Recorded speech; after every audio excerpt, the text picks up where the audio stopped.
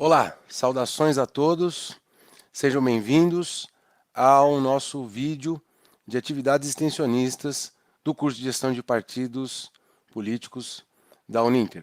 Eu sou Luiz Domingos, sou professor da casa, sou professor do curso de Gestão de Partidos Políticos e vou fazer uma apresentação de um dos temas disponíveis a respeito da política brasileira.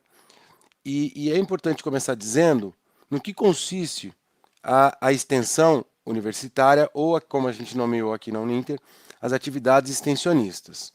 Como a gente sabe, o ensino superior ele é composto por três pilares, né? O ensino, que é o mais convencional, mais conhecido, no qual as pessoas se formam, adquirem o seu diploma. Em segundo lugar, a pesquisa, por meio do qual os professores e os alunos estudam, aprofundam, desenvolvem pesquisas sobre os mais diversos temas dentro de cada formação, dentro de cada disciplina. E, por último, a extensão, que é a dimensão a partir da qual o mundo universitário entra em contato com a comunidade. Isto é, como que os estudantes, os professores levam o conhecimento que eles estudam e que eles aprofundam, que eles pesquisam para a sua região, para o seu município, enfim, para que a universidade também cumpra a função de contribuir para a melhoria do conhecimento e das condições de vida das pessoas que não participam diretamente da universidade, isto é, a comunidade. Nós aqui na Uninter, mais uma vez, procuramos inovar, criando um conteúdo novo, conteúdo próprio para isso, que tem uma metodologia própria, disponível e, na medida do possível, a mais bem preparada possível, para que os nossos estudantes tenham todo o arsenal, todos os recursos, todas as ferramentas para fazer esse diálogo com a sua comunidade. Então, essa apresentação é voltada para o conjunto dos estudantes que, a partir dos seus polos, vão fazer o contato com as pessoas convidadas, com as pessoas de fora da instituição, para que elas se sintam acolhidas, se sintam parte do universo acadêmico e desfrutem um pouco dos saberes que esses estudantes estão tendo no seu curso de tecnólogo em gestão de partidos políticos. Esse trabalho foi feito em coordenação, em relação direta com o nosso coordenador, o Lucas Máximo, e também conta com apoio muito efetivo, um entusiasmo da nossa escola, da direção da nossa escola, a Escola de Gestão Pública, Política, Jurídica e Segurança. O tema que eu apresento aqui hoje é o tema da popularização da classe política brasileira. Isto é, que perfil tem o nosso deputado, né, em primeiro lugar? Os deputados que votam os projetos em Brasília. Já pararam para pensar nisso? É um perfil próximo dos cidadãos? É um perfil próximo da gente, de vocês? Ou é um perfil distante, um perfil muito mais sofisticado, muito mais elitista? A gente tende a pensar que sim, que é um perfil de indivíduos bem nascidos, né? De indivíduos com uma origem muito mais vantajosa do que a média da população brasileira. Isso não está errado pensar assim, mas nós vamos conhecer isso em um pouco de detalhes, certo? Essa é a ideia. Porque como os nossos estudantes já sabem, agora todo mundo pode pensar um pouco sobre isso, a partir de meados dos anos 2000, portanto já há 20 anos, se apresentou um trabalho, uma nova frente de observação da classe política brasileira, afirmando que esses indivíduos estavam passando por um processo de popularização, que eles estavam se tornando mais populares, né? Tendo em vista, como também já se conhece muito nas pesquisas na área, tendo em vista que os nossos parlamentares, que os nossos deputados eram indivíduos muito ricos, realmente oriundos da elite da sociedade brasileira. Essa é a história do Brasil, né? Isso vem desde o Império, isso passa ao longo de todo o século XX, e na virada, né, de 1998 para 2000, 2002, na virada do século XX para o século XXI, surge uma pista nova, uma nova hipótese que afirma que esse perfil tradicionalmente elitizado estava ganhando contornos mais populares. Nós vamos investigar isso hoje, nós vamos conhecer isso hoje, e eu espero que essa discussão seja interessante, produtiva, proveitosa e que gere um bom debate aí no polo de ensino de vocês. Em primeiro lugar, cabe apresentar o formulador disso, né? O professor que pensou isso pela primeira vez. Esse livro desse autor, Leôncio Martins Rodrigues, está escrito aqui. Leôncio, está escrito aqui, Leôncio Martins Rodrigues.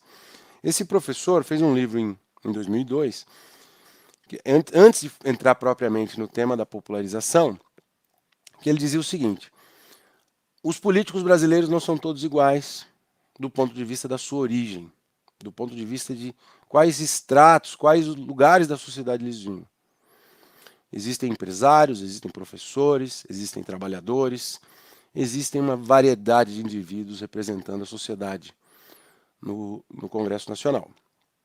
E mais ainda, esses indivíduos não se distribuem de modo homogêneo pelos partidos. Isto é, não significa que, se a gente pegar os partidos, o perfil dos deputados de cada partido e das famílias ideológicas, isto é, da esquerda, do centro e da direita, esse perfil não é o mesmo. Essa foi um ponto de partida muito importante para entender quem que eram os nossos representantes em Brasília. Porque muito do que se pensava até então afirmava que esses indivíduos eram todos muito parecidos e que os partidos não se distinguiam desse ponto de vista, do ponto de vista dos seus representantes, de quem eles eram. Com esse trabalho, partidos, ideologia e composição social, o Leôncio Martins Rodrigues inaugura uma nova frente de trabalho e uma série de estudos que vieram depois, aprofundando o que ele anunciou em 2002. Inclusive, um parêntese, eu mesmo e o Lucas, coordenador, nós somos parte da continuidade do trabalho do Leôncio Martins Rodrigues, o Lucas nas pesquisas dele de doutorado, eu nas minhas. A gente também se dedicou a esses temas do Leôncio Martins Rodrigues. Então existe uma variedade de estudiosos dedicados, debruçados sobre, afinal, quem são os nossos deputados, senadores. Bom, e aí eu queria explorar isso com vocês, essa primeira afirmação do Leôncio Rodrigues a respeito do perfil dos nossos deputados. E eu tenho aqui umas imagens, uns gráficos para vocês olharem isso e terem noção da... Deixa eu ver aqui.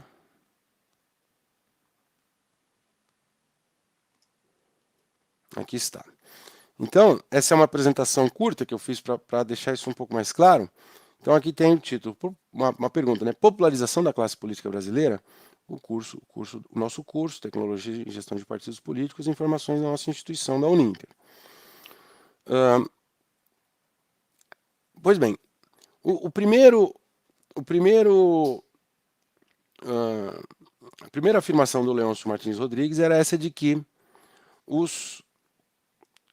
os partidos se diferenciavam quanto ao perfil dos seus deputados. E mais, as ideologias, os partidos que estão agrupados na família da esquerda, na família do centro e na família da direita, são diferentes quando a gente olha a ocupação que esses indivíduos exerciam antes de serem políticos, certo? E aí ele fez isso para um período curto, ele fez isso apenas para as eleições, para os deputados eleitos em 98. Os dados eram muito interessantes, muito convincentes dessa ideia. Mas todo mundo reclamou naquela época de que o período que ele considerava era um período muito curto, porque a gente tem que... Só uma eleição não é suficiente para a gente tirar grandes conclusões. Então, eu vou apresentar para vocês um intervalo maior de dados a partir de compilação que a gente tem feito em várias instituições de pesquisa no Brasil, incluindo a própria Uninter, com os nossos pesquisadores, uma compilação maior. E o Leôncio Martins Rodrigues dizia o seguinte: existe uma predominância de empresários nos partidos de direita, isto é, DEM, PFL, o PP, que hoje é um partido muito importante, né? O partido do Arthur Lira, um partido de tantos indivíduos centrais no Congresso Nacional. Esses partidos tinham como perfil predominante os indivíduos egressos dos empresários. Os partidos de centro, PMDB, PSDB, tinham como perfil predominante os profissionais liberais, advogados, médicos, engenheiros, arquitetos, né? Dentistas e assim por diante, profissionais liberais. Por sua vez, os partidos de esquerda tinham como perfil ocupacional predominante indivíduos egressos do mundo do ensino, da docência e depois dos trabalhadores, né? Pois bem, como eu disse, ele afirma isso para uma legislatura, para uma eleição, né, de 1998. E aí eu estendi os dados para mostrar para vocês que, de fato, isso acontece, ok? Como diz o Leôncio Martins Rodrigues. Olhem aqui.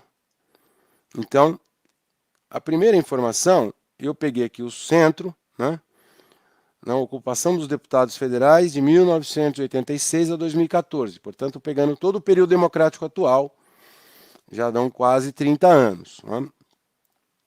Eu coloquei aqui a figura que é um típico deputado aqui na direita, um deputado de centro, né, o Eduardo Cunha, foi presidente da Câmara, muitos devem se lembrar dele, foi o responsável por abrir o processo de impeachment contra Dilma Rousseff, um político tradicional do MDB, do Partido do Movimento Democrático Brasileiro, um partido também muito claramente de centro no Brasil. O que o Eduardo Cunha fez antes de ser deputado federal? Ele se formou em economia, trabalhou como economista e depois ocupando cargos de confiança na estrutura burocrática do Estado do Rio de Janeiro. E vocês podem ver aqui a barra, eu tô na frente da barra da barra aqui, mas a barra azul é a barra dos empresários. Pensem o seguinte, toda essa caixa colorida, ela representa 100% dos deputados federais do centro, dos partidos de centro desse período de 1986 a 2014. E as cores são os percentuais de cada ocupação dentro dessa bancada.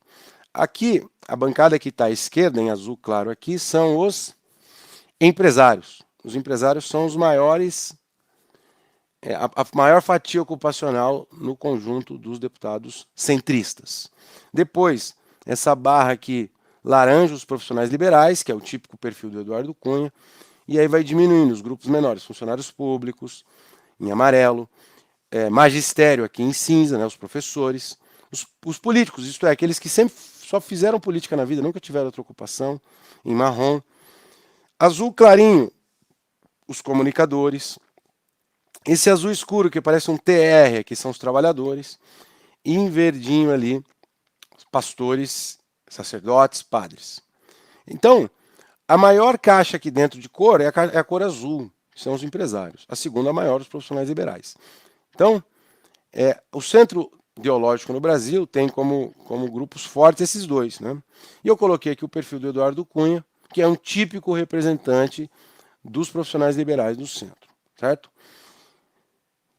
Em segundo, olhem aqui o campo da direita. Na direita, a caixa azul dos empresários já é maior. E a caixa dos profissionais liberais é menor percentualmente, né? Se vocês quiserem saber dos valores, o centro tem 28% de empresários. A direita tem 37% de empresários. Né? Então, o centro tem 26% de profissionais liberais e a direita apenas 18% de profissionais liberais. Percebam que, portanto, a proporção, a força dessas ocupações dentro dessas famílias ideológicas, da direita e do centro, são diferentes. Há muito mais empresários proporcionalmente dentro da direita do que no centro. E tem mais profissionais liberais no centro do que na direita. As demais ali são minoritárias. Os trabalhadores ocupam na direita um percentual de 3,9%, né? Enquanto que no centro eles ocupam um percentual de 2,8%. A diferença é muito pequena. Pois bem, E aí, vamos ao último bloco, à última família ideológica, a esquerda. Olhem como que muda aqui a coisa. Né? Nós temos aqui a barra, a maior barra, a esquerda, profissionais liberais. Depois, já em segundo lugar, o magistério, professores. Terceiro, os empresários. E depois, trabalhadores e funcionários públicos. Olhem como os trabalhadores na esquerda são muito... Aqui, ó. Tá vendo o azul escuro? Tá visível ali, né? A caixa é muito maior. É muito mais espaçosa, né? Do que quando a gente olha aqui na direita ou no centro. O centro é mínimo, né? Então, vejam que vai mudando a proporção das cores, o que indica que a força de cada ocupação no interior dessas bancadas muda. Né? Deixa eu voltar para mim. Então, interessante, né? O que os nossos dados permitem afirmar é que o Leôncio estava certo nessa primeira afirmação. Tá? O professor Leôncio, dono desse livro que eu demonstrei aqui para vocês. As bancadas das diferentes famílias ideológicas não são iguais, do ponto de vista da ocupação dos seus deputados. A força das ocupações varia conforme a ideologia. Significa que a direita, os partidos de direita, tendem a captar mais deputados, empresários. Né? O que faz sentido, porque, em geral, a direita defende maior liberdade de iniciativa empresarial, menor carga tributária, né? Que os empresários têm maior autonomia em relação ao Estado. O centro, também com bastantes empresários, tem como marca a força da categoria dos profissionais liberais. O centro, o que o centro defende? O centro defende um meio termo entre a esquerda e a direita. Né? O que caracteriza o centro muitas vezes é mescla das duas agendas, da agenda mais da direita e mais da esquerda. É uma espécie de fiel da balança entre os extremos, entre os polos. Portanto, a direita tem essa ocupação típica de classe média alta, que não é nem, tem bastante empresário, mas a marca é o predomínio dos profissionais liberais. Profissionais liberais, em geral, né, não são nem os trabalhadores, não são nem aqueles indivíduos típicos que reclamam maior política distributiva, maior investimento do Estado em política social. A esquerda normalmente se caracteriza por isso, né? Ao contrário da direita. Os profissionais liberais estão ali numa posição intermediária entre esses polos. Faz sentido, não é? E por último, a esquerda. A esquerda, no mundo inteiro, ela foi historicamente, não só no Brasil, mas na Europa, nos países vizinhos da América Latina, ela tem como presença acentuada a figura dos professores.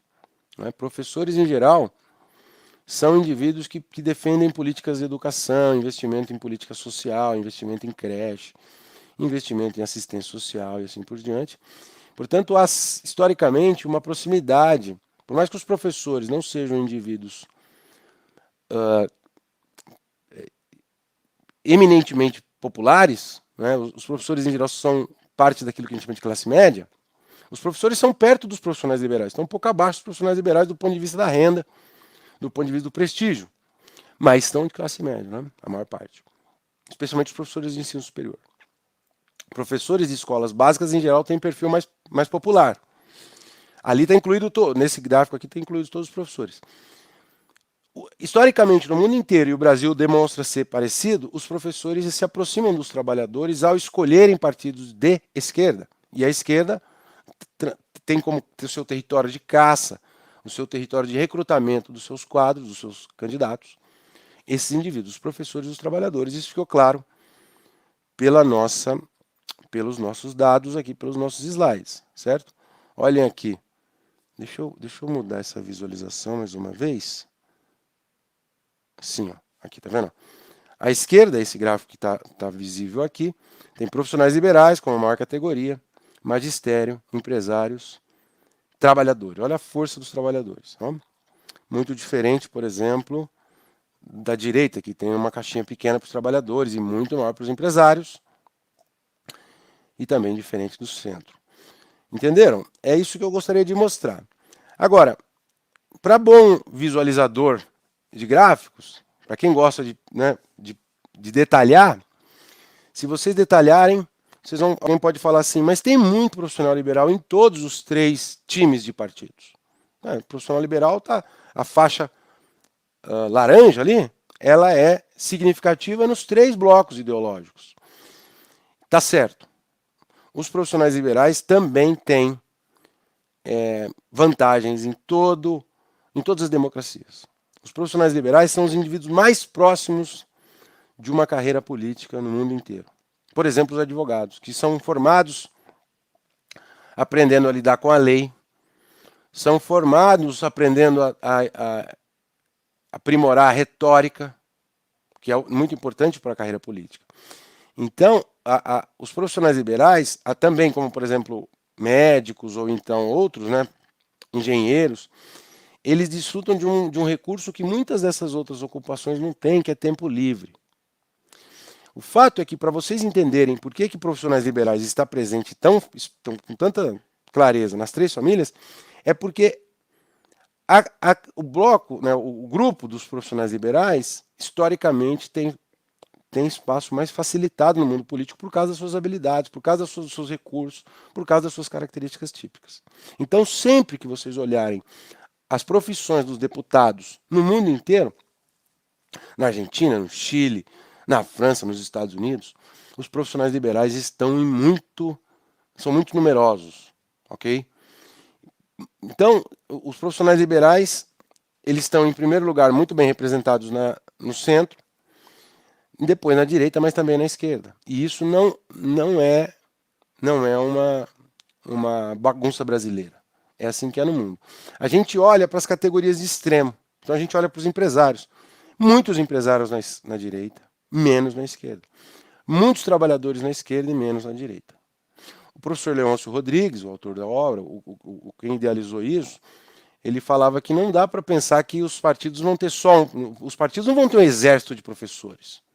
Não faz sentido nenhum partido de esquerda ignorar se ele quiser ter empresários que dialoguem com as agendas do partido de esquerda. E existem empresários que têm opiniões de esquerda, mas eles não são tão numerosos quanto eles são na direita, porque lá na direita há mais afinidade entre o que pensa o partido de direita e as crenças, as atitudes, os valores dos empresários típicos. Ele chama isso, Leôncio Rodrigues, de composição social dominante, porque ela não é exclusiva. Os partidos são porosos a diversas ocupações, mas tem certa dominância de uma ocupação, de algumas ocupações, e minoria de outras ocupações, conforme o programa, conforme a ideologia desses partidos. É isso o ponto de partida do Leôncio Martins Rodrigues. Espero que tenha ficado claro, isso já dá um pano para a discussão de vocês aí. Mas, tem mais, afinal de contas, quando ele estuda uma segunda eleição, e aí é a eleição de 2002, portanto, 4 anos, a eleição seguinte àquela que ele tinha estudado por primeiro, que foi, se vocês se lembrarem, muitos talvez sejam jovens demais, mas em 2002 foi o ano que o Lula foi eleito presidente. Foi uma onda a favor do Partido dos Trabalhadores, da esquerda, e que ajudou a puxar uma boa bancada de deputados de esquerda naquela eleição.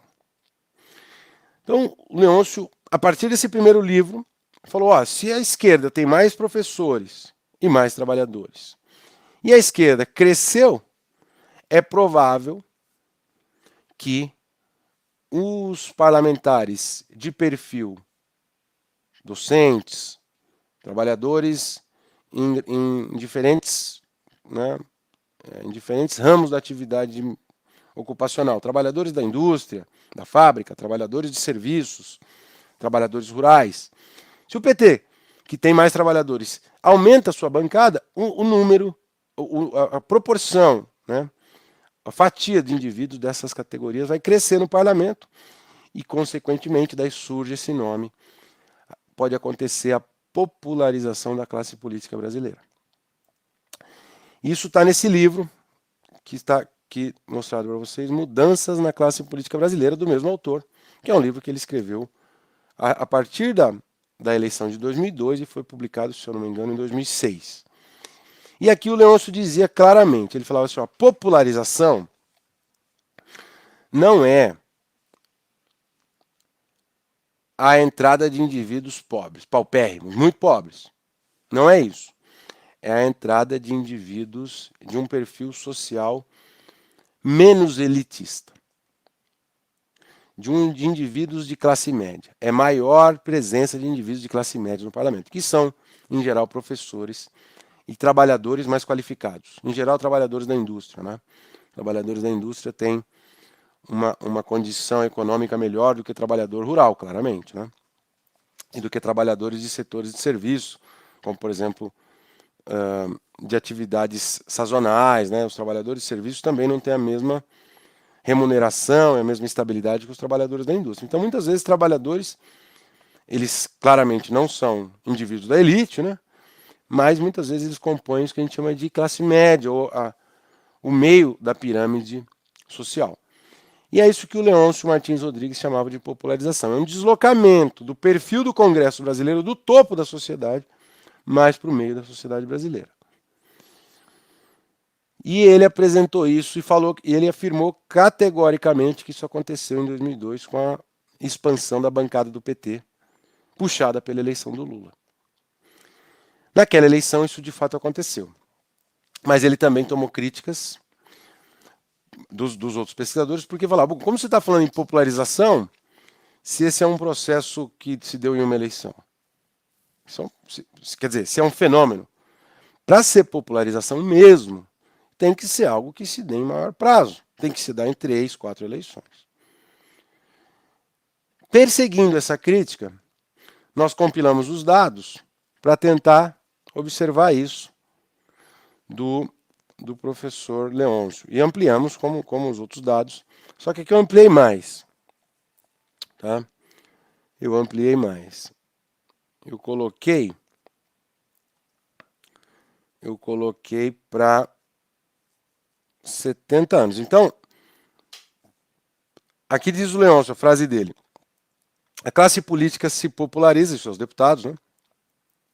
Se populariza conforme crescem as bancadas de esquerda.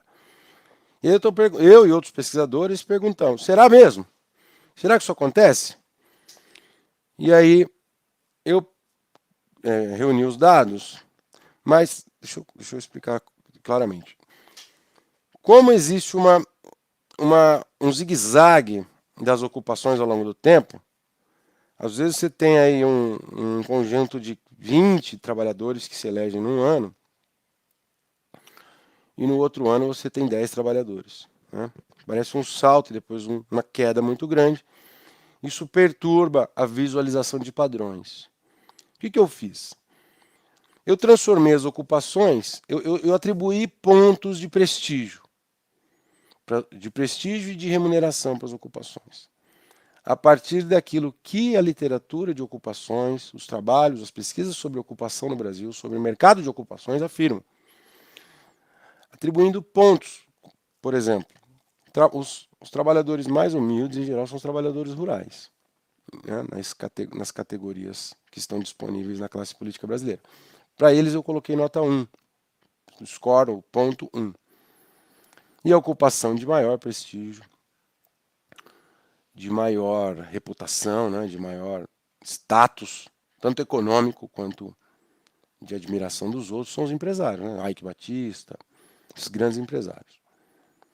E aí a ocupação com maior status, que no nosso caso aqui é 17, são 17 ocupações diferentes, que recebe 17 pontos, a ocupação de empresário.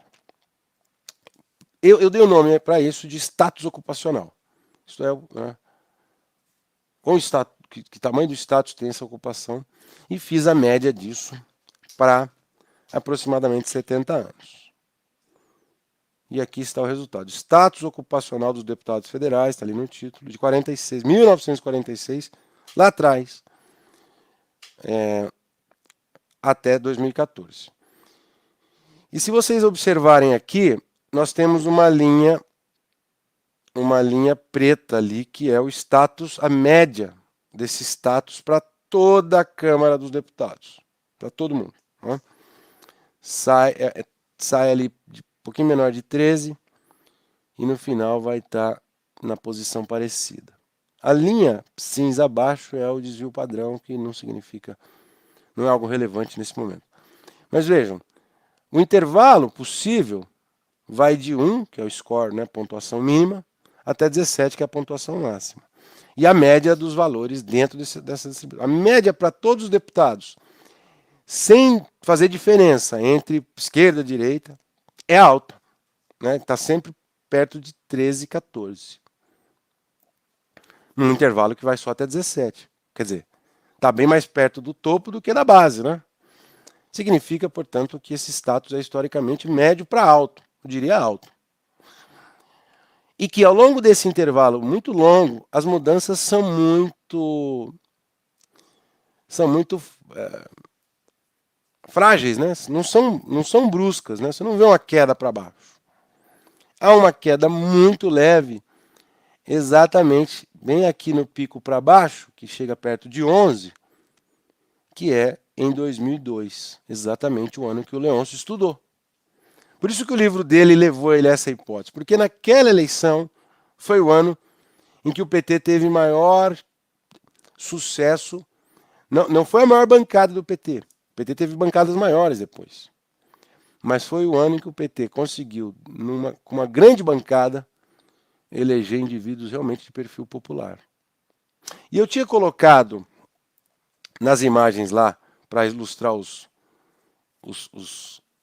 parlamentares, eu tinha colocado a foto da Benedita da Silva. É que ela não apareceu nesse site que a gente usa aqui na Uninter. A foto ficou sumida, uma pena. Mas a Benedita da Silva, para quem não conhece, é atualmente uma deputada. Ela ocupou cargos majoritários, né? Ela foi prefeita ou governadora do Rio de Janeiro pelo PT. Mas ela foi deputada eleita em 2002 e ela foi faxineira. Depois ela foi auxiliar de enfermagem. E militou muito, né, no movimento popular, nas favelas cariocas. Então é um perfil realmente de alguém de origem humilde, né? É um perfil raro, mas foi eleita. Tá? Então, naquele ano, em 2002, o PT teve um salto de bancada e dentro dessa expansão do número de cadeiras e deputados que o PT elegeu, ainda conseguiu colocar indivíduos de origem popular. Por isso que o Leôncio chama a tese de popularização da classe política brasileira. Mas, esse caso da Benedita da Silva é um caso, como vocês veem aqui, e a proporção, quanto que isso acontece? Quantos outros deputados são parecidos com a Benedita da Silva? É baixo, né? Puxa muito pouco a linha, se vocês olharem aqui em 2002 para baixo. E depois volta para cima, um pouquinho para cima de novo. Então, olhando só aqui, só por esse dado que é agregado de todas as bancadas, não dá para ver fenômeno da popularização na Câmara como um todo. Né? Mas aí, pô, o Leôncio está falando, está distinguindo entre as bancadas. E aí eu vou fazer a distinção também. E aí eu fiz por bancadas, por blocos ideológicos. Né? E aí nós temos uma diferença interessante. Também no período que vai de 1945 a 46 até 2014. Olha que interessante. As linhas seguem as cores típicas das ideologias, né? Em geral, azul é da direita, amarelo do centro e vermelho da esquerda. Ainda tem aqui a linha cinza, que são os partidos que não têm nem... são tão indefinidos do ponto de vista ideológico que não convém colocar em nenhuma das três outros blocos que a gente colocou como fisiológicos. Né? São partidos que só querem cargos, não tem programa, não vale a pena classificá-los. Mas bem, vejam que o padrão grosso aqui está no mesmo da outra. Né? A linha azul, a linha amarela estão na maior parte, durante todo o intervalo, acompanhando o valor de 13, que é o valor que nós vimos no padrão agregado das bancadas anteriormente. A linha amarela de centro, inclusive, um pouquinho tem mais status do que a linha de direita. Curiosamente, a linha vermelha começa o gráfico aqui, bem no comecinho, em 9 e depois já pula para mais do que 13. Esse fenômeno aqui tem a ver com a extinção do Partido Comunista Brasileiro. Isso aconteceu em 1947.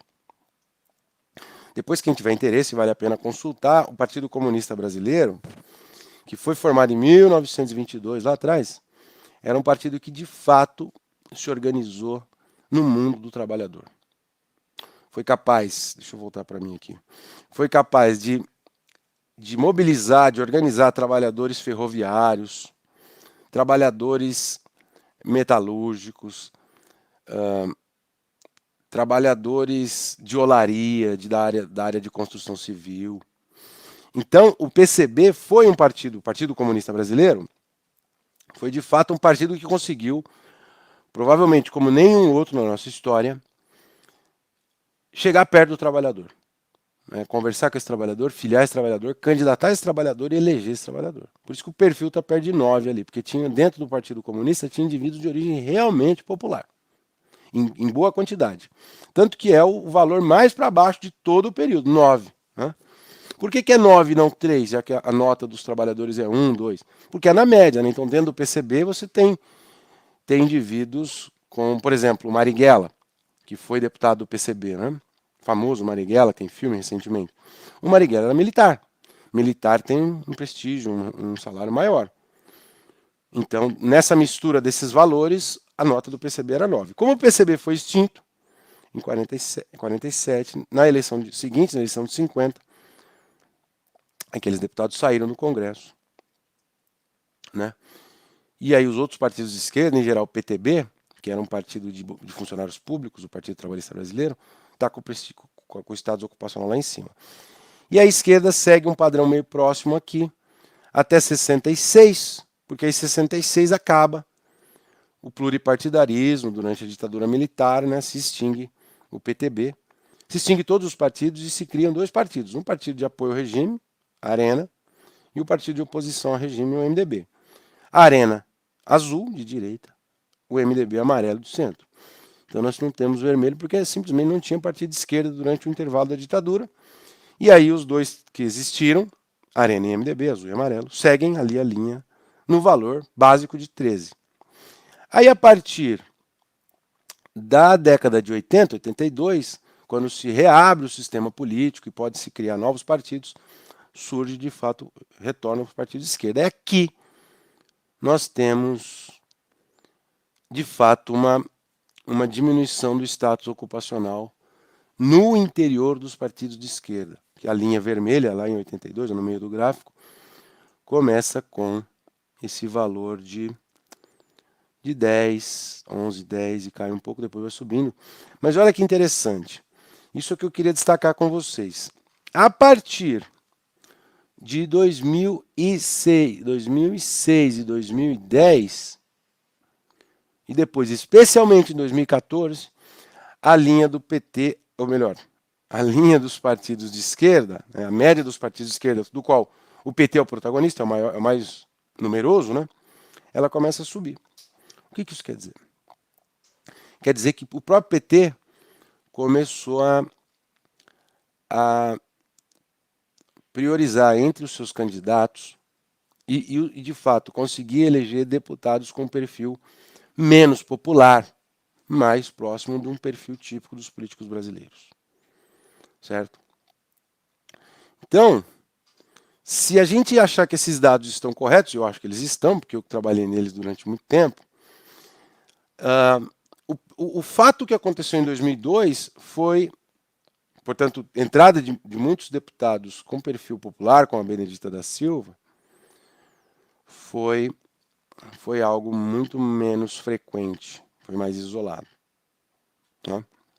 Não dá para negligenciar, como está colocado aqui no gráfico, que a esquerda de fato conseguiu contribuir para colocar indivíduos com status um pouco menor. Mas, ao longo do tempo, essa contribuição se perde. E aí vale a pena discutir um pouco isso. Né? Para a gente caminhar para o fechamento, para o encerramento. Ora, o que aconteceu? Existem muitos estudos sobre isso no mundo inteiro, Eu mesmo tenho um trabalho com outros colegas sobre o PT, sobre o que aconteceu com o PT. E o que acontece é o seguinte: quanto mais próximo do Estado, do poder, dos cargos públicos, dos partidos de origem popular, quanto mais dependentes desses cargos, esses partidos ficam, mais eles se burocratizam e se elitizam. Ok? Então você pensa o seguinte: vou pegar um caso também famoso dentro do PT, que é o caso do Vicentinho, deputado por São Paulo. Foi deputado constituinte, se eu não me engano, em 1988. O Vicentinho é típico metalúrgico. O PT recrutou e elegeu muitos metalúrgicos. Ao longo do tempo, o Vicentinho, de fato o indivíduo, né, de origem pobre, passa a desfrutar das vantagens de ter cargo de deputado federal. Né? Passa a ter uma vida com um salário mais alto, mais regalias. Né? Depois ele foi estudar, fez direito, e depois ele virou professor universitário. Então, o partido de esquerda, isso vale para os partidos na Alemanha, isso aconteceu no começo do século XX, os partidos na Alemanha, na França, é um fenômeno sociológico meio geral, que os alunos muitos vão estudar como lei de ferro das oligarquias.